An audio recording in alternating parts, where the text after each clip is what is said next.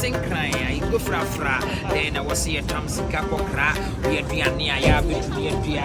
Tell me why we're heading out to begin our day to itinerary in Accra and our Uber gets into an accident. I was so irritated and confused, and this bad guy kept trying to play the victim card. None of us could speak Ghanaian, but we're hearing things like police station, and I'm like, I hope you're ending our trip first because we have somewhere to be. And I'm not going to any police station in another country. Anyway, we got to our first location, which was Osu Castle.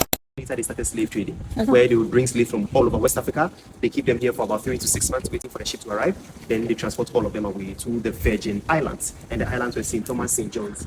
Getting a little bit of history. You pay, I think, 80 cedis and you get a tour guide that takes you around and tells you about every single thing. This was very, very, very educative. I'm not even gonna lie. If you're in Accra, I recommend that you do this. Our tour guide was the absolute best. He was so patient because if you know me and my friends, you kind of know that we ask a lot of ridiculous questions and we're always just asking questions and like following the story. So it was very, I think he also like really did like our company because we were very, into the history lessons that he was giving. But yes, it was very, very educative. He answered all our questions, took us around.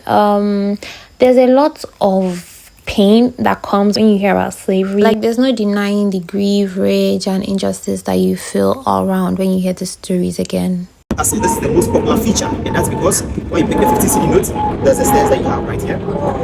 Okay. Oh. You can see this is in 3 demarcations. The middle side is reserved for presidents, so that's the Jubilee House. Never see that. Yeah, it's even written on it. That's the Jubilee House. Okay.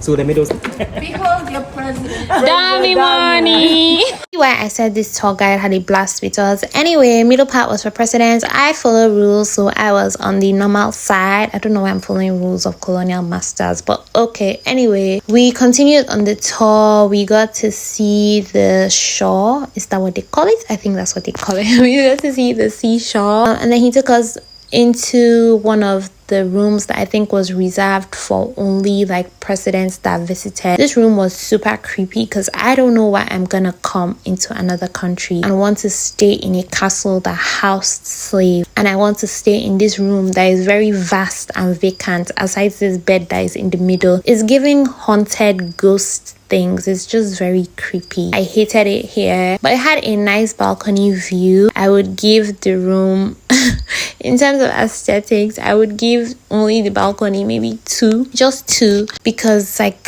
oh god, I don't know, like in the past people were just super creepy. Anyway, we got out of that room ASAP because why am I dwelling there? And then we went to the next stop, which was to see the church that they built on top the dungeons where they kept slaves. Does that make sense? Why are you building a place